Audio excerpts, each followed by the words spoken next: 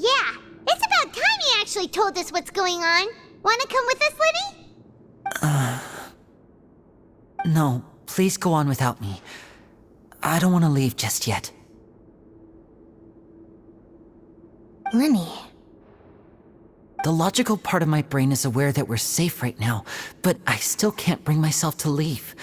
Both of you are just in danger. Understood. Then let's just sit together for a while. In that case, I'll leave the infirmary to you. The Traveler and I are going to head out for now. As long as you stay in here, I don't think you'll be disturbed. Thank you.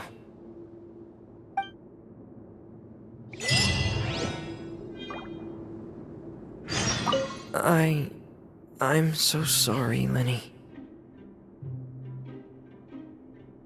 I'm also really sorry, Lenny. I should have been more careful. Don't say that. It was all my fault. I was the one who should have been more careful. You two were nearly... If I was stronger, maybe I would have already found Master Child. No, how can you say that? Huh? I'm sorry. What I'm hearing is, we all dropped the ball at some point during the mission, so the responsibility falls on all of us. Isn't that right? Yeah, that's right. It's on all of us. Lenny, we understand that you're worried about us, but we're worried about you as well. Please don't blame yourself. We want you to keep your spirits up. Yeah.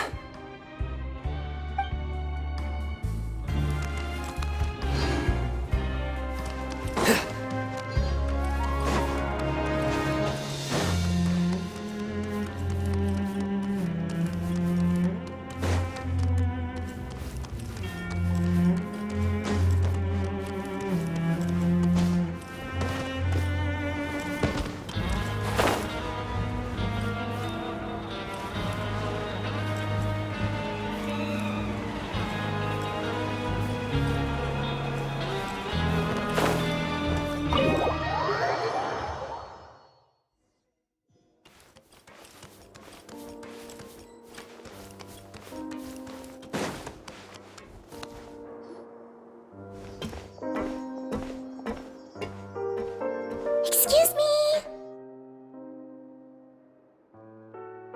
I take it Mr. Fremonet's condition has stabilized? Of course! I wouldn't have left the infirmary otherwise. I've been expecting those two, but might I inquire as to the purpose of your visit, Miss Siegewayne? I wanted to check up on Miss Cloran. How are you feeling? Mostly fine, I think. If you don't mind, I'd like to perform another quick physical exam. It'll just take a few minutes. All right. Thank you for looking out for me. I'll take my leave for now, then. Well, want to explain yourself, Risley? Of course, but I'm not partial to the word choice of explain.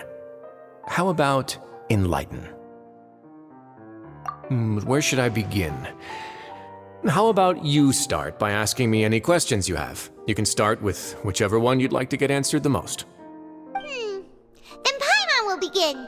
Did you know about Lenny's goals from the very beginning?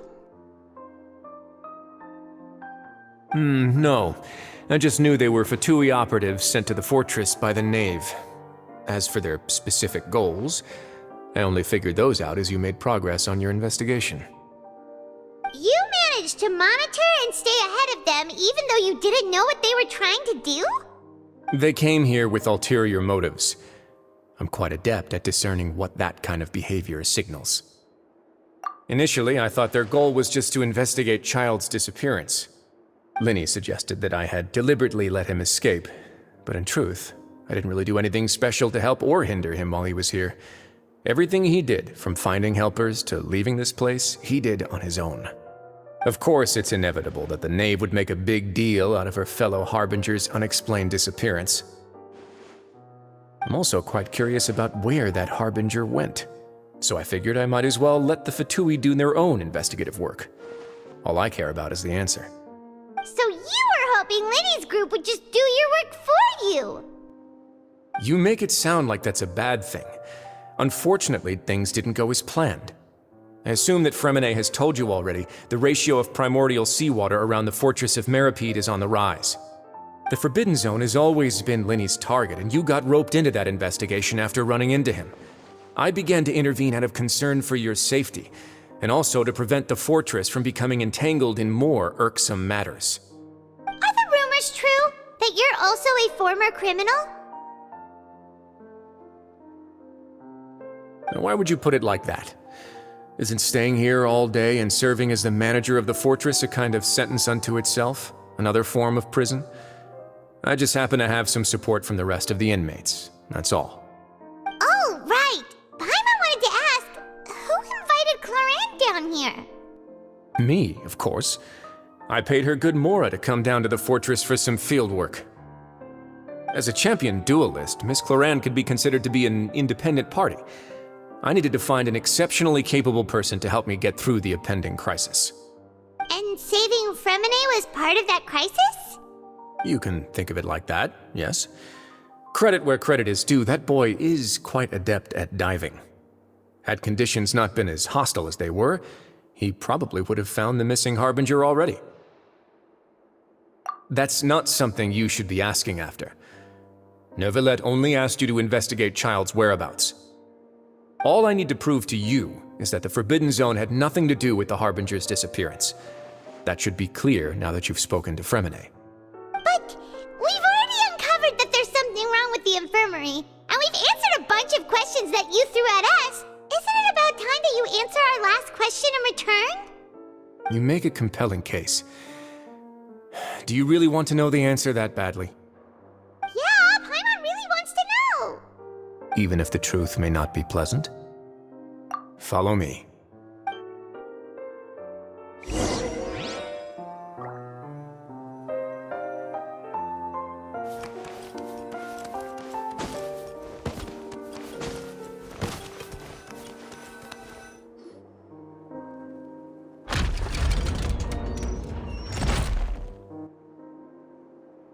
There's a hidden door here?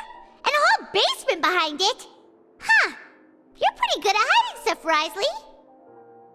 It seems you've forgotten just what kind of place the Fortress of Meripede is.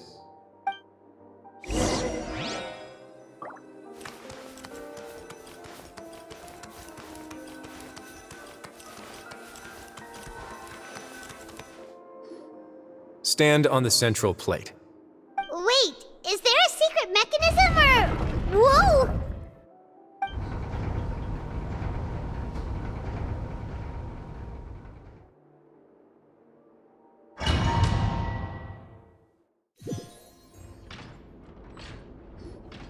So, this is the Forbidden Zone? Honestly, for a place so well hidden, Paimon sure doesn't see anything special. What a huge door! There are 3 such isolation gates in total. Generally speaking, I'm the only one who's allowed to go inside. Hence the name Forbidden Zone. Am I correct to assume you're going to run on back and tell your little Fatui friends everything? Well, Paimon wasn't thinking of keeping anything from them. Well, I'd advise you wait until you've seen the whole truth of this place for yourself before deciding whether or not to tell them.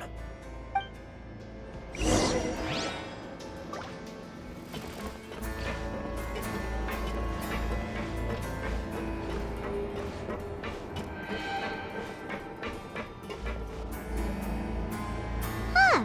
So there's a switch on the side. Stand back.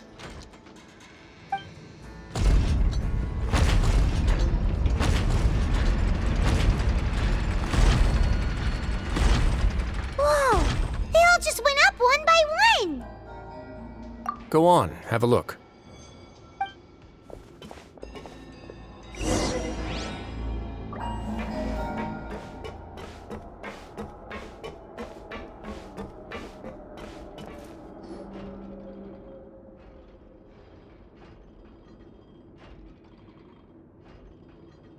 I've been interested in what lies beyond that gate ever since I assumed leadership of the Fortress of Meripede. Of course, it would be unwise to recklessly open it, but it'd also be risky and negligent to simply ignore any potential danger that could be behind it.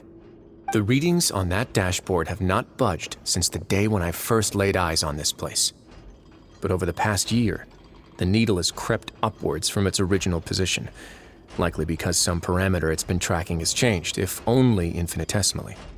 Normally, I would have ignored it, but I happened to have some free time when I noticed it, so I investigated. Any guesses what the reading could be tracking? Very reasonable guesses. I've considered both of those as well. Unfortunately, our dashboard is tracking something less ordinary. The temperature should vary with weather and climate changes, so for something that rarely shifts, the water pressure is more likely. We ran a few tests to increase the pressure from the outside, but the readings didn't change at all. Later on, a few more possibilities occurred to me, such as a potential connection with the primordial sea.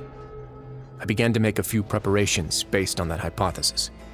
Over the past few days, the needle has moved again. With that, and the symptoms that Fremine displayed after leaving the fortress, I can now confidently conclude that the readings represent the concentration of primordial seawater in the seawater nearby. The concentration of primordial seawater? But we're already under the sea! And that is precisely the problem. We're at the bottom of the sea, and now we're surrounded by toxic seawater. Somehow, primordial seawater got mixed in, and the concentration is steadily rising. Yes, that's very likely. But forget about the two of us! Not even Novelette knows where the primordial sea could be, much less where we could find and plug a leak. Oh. Oh! Seems like you've figured it out. I believe the primordial sea lies directly beneath this sluice gate. For some reason, the primordial seawater levels have risen significantly, and it's now very close to us. The indicators are now red. Although the gate still stands, some primordial seawater has already leaked out and mixed into the sea around us. If this continues, soon it will no longer be able to hold back the primordial sea at all. Yeah, you know what the legends say. If this place falls, then everyone in Fontaine will be turned into puddles in the span of a night. But that's just too weird! Why would the Fortress of Meripede be built right above a sluice gate for the primordial sea? Who built this place anyway?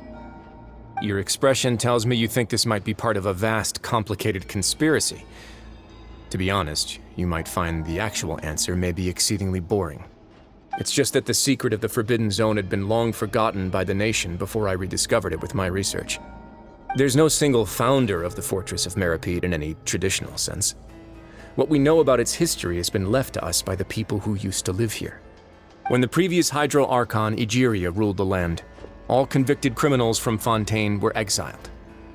The people drove the criminals away like a wolf pack chasing away the banished.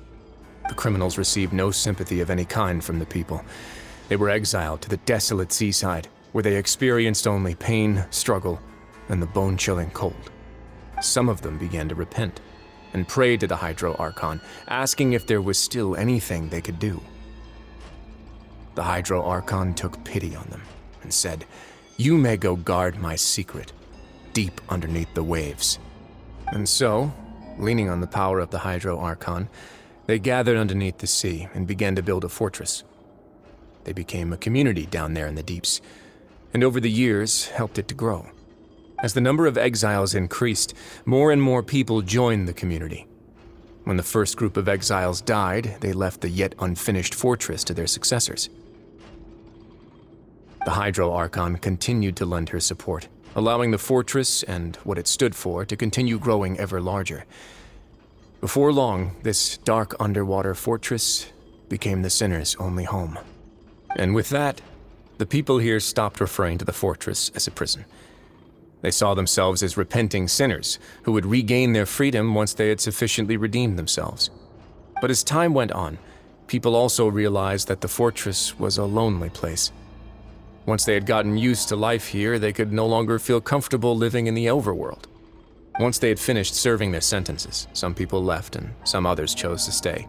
They'd find some idle position and let their withered souls fade away with the ancient secrets of the past. After many, many centuries, few people still remember the reason for the fortress's founding. Now they just see it as an integral pillar of Fontainian society, as the place where criminals deserve to be sent. Now and again, researchers manage to break one law or another and live out their days in the fortress. I learned all this from an elderly historian. Everyone else just thought he'd made it all up. But now you know every part of that history is true. Indeed. It's just as the prophecy says. If this gate fails, then everyone will be dissolved into the sea. To be frank, not really. But sadly, that hasn't stopped this prophecy from proving all too accurate. Prophecies are troublesome things. Just hearing one will create the first wave of panic. Seeing signs of it will bring about the second, and actually witnessing it in real time, the third. Let's go somewhere else. I want to show you something.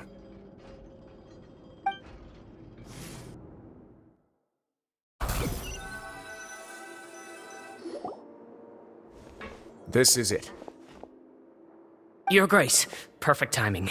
The results from our last round of experiments have... Wait, Jurier, he's not alone! Huh? Lorvine and Jurier? No need to panic, you two. I've already told them about our plan. What? After you warned us not to tell a single soul about any of this? I'm skeptical as well. Are you sure they are trustworthy? The results speak for themselves, don't they? These two may already know more than you could ever imagine. All right then, if Your Grace insists. They seem harmless enough, so I'll trust them for now. How about some reintroductions? This is Jurier, one of the highest-ranked researchers from the Fontaine Research Institute. He used to work under Edwin. I trust that you've heard of Edwin? Good.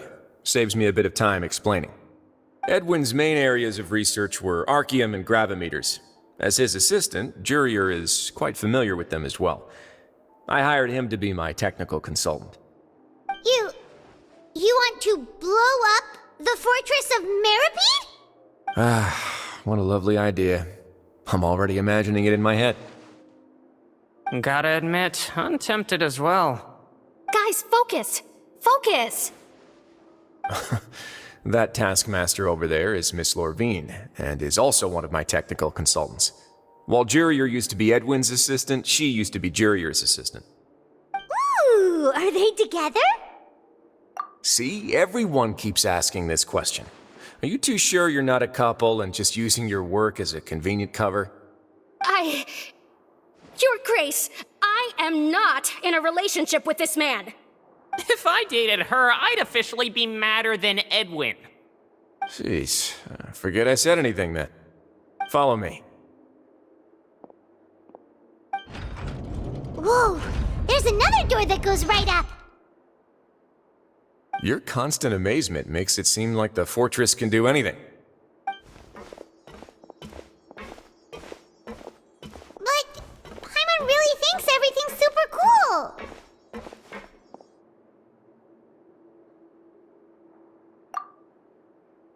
Well, let's spice it up a bit. And here you go.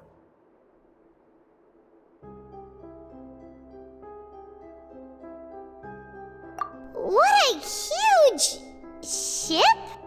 This is also a production zone that Paimon's never seen before. What's going on? How much do you know about Fontainian history? Not much at all. Well, then maybe you haven't heard the story of ancient Lemuria. To give you a quick rundown, Fontaine used to be ruled by the Lemurian dynasty. According to legend, the Lemurian king Remus came to this land after being inspired by divine revelation and found the seer Sibila, who had taken on the form of a golden bee. Taking the golden bee with him and riding on a huge ship, the Fortuna, he created his nation above the surging waves.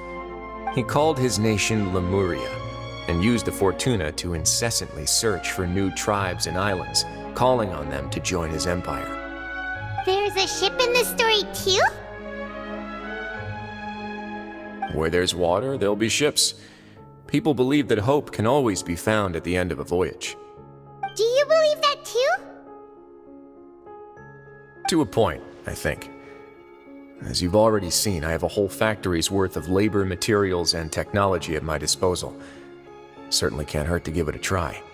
So the moment I began to speculate that the primordial sea might lie underneath the gate, I also began this project. Were you inspired by the legendary Fortuna? Maybe. Fontanians need something to hold on to cope with the impending disaster.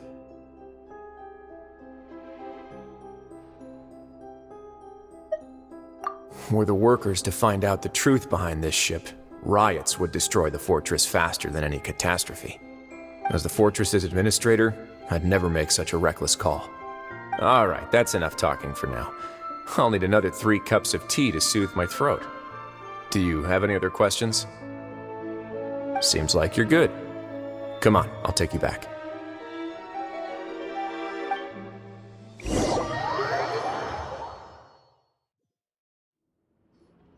I'll leave you here for now.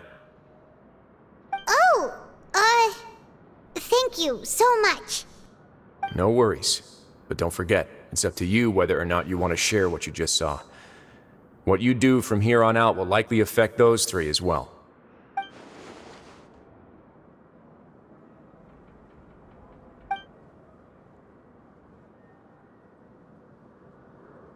Yeah, we'll put a lot of thought into it for sure. Great. I look forward to what happens next.